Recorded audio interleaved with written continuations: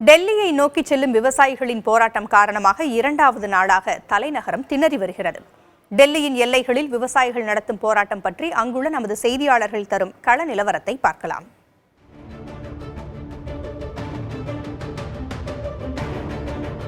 டெல்லி ஹரியானா எல்லையில் நான் இருக்கும் சிங்குவில் பாதுகாப்பு ஏற்பாடுகள் மேலும் பலப்படுத்தப்பட்டுள்ளன.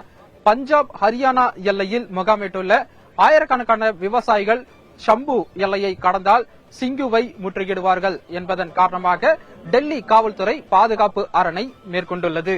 முன்னதாக சென்ற முறை விவசாயிகளால் இந்த பகுதி முற்றுகையிட்ட போது பல மாதங்கள் பொதுமக்களால் பயன்படுத்த முடியாத சூழல் ஏற்பட்டது. விவசாயிகளின் டிராக்டர் பேரணிக்கு அனுமதி அளித்த போது வன்முறையில் முடிந்தன. இதன் காரணமாக இந்த முறை விவசாயிகளை வலுவாக தடுப்பதற்கு அனைத்து வகையிலும் டெல்லி காவல்துறை நடவடிக்கை எடுத்துள்ளது.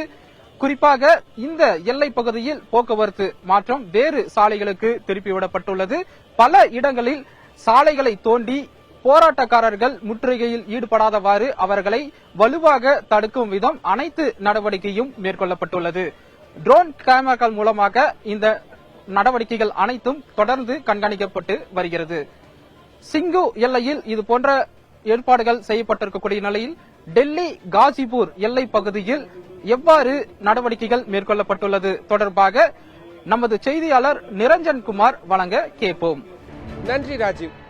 தலைநகர் டெல்லியை உத்தரப்பிரதேசத்து கூட இணைக்கக்கூடிய மிக முக்கியமான சாலைகள்ல ஒண்ணுதான் இந்த காசிபூர் எல்லை பகுதி.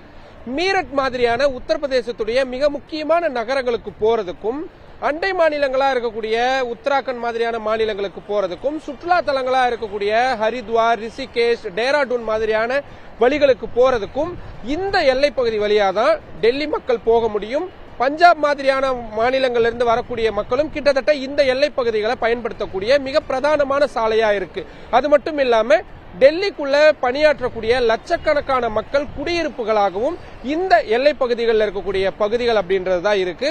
சோ ஒரு நாளைக்கு இந்த சாலை வழியா ஆயிரக்கணக்கான வாகனங்களும், அது டூ வீலர்ஸா இருக்கட்டும், ஆட்டோவா இருக்கட்டும், கார்களா இருக்கட்டும், அதே மாதிரி அத்தியாவசிய பொருட்களை எடுத்துட்டு வரக்கூடிய, இல்லாட்டி ஒரு சந்தைகளுக்கு பொருட்களை எடுத்துட்டு வரக்கூடிய லாரி, கண்டெய்னர் மாதிரியான பல வாகனங்கள் இந்த சாலை பகுதியை, குறிப்பா இந்த எல்லை பகுதியை தான் கடந்தாகணும்.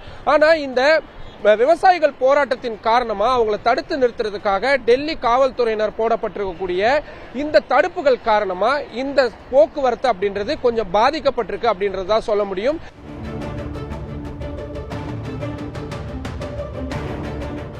எல்லைகளில் அமைக்கப்பட்டுள்ள தடைகளை கடந்து விவசாயிகள் டெல்லி நகருக்குள் நுழைந்தால் அவர்களை தடுப்பதற்காக பல்வேறு இடங்களிலே விரிவான ஏற்பாடுகள் செய்யப்பட்டுள்ளன. காவல்துறையினர் இந்த பகுதிகளிலே இரும்பு தடுப்புகள், கான்கிரீட் தடுப்புகள் மற்றும் சரக்கு வாகனங்களை கொண்டு சாலைகளை தடுப்பது போன்ற பல்வேறு முன்னேற்பாடுகளுடன் தயாராக இருக்கிறார்கள்.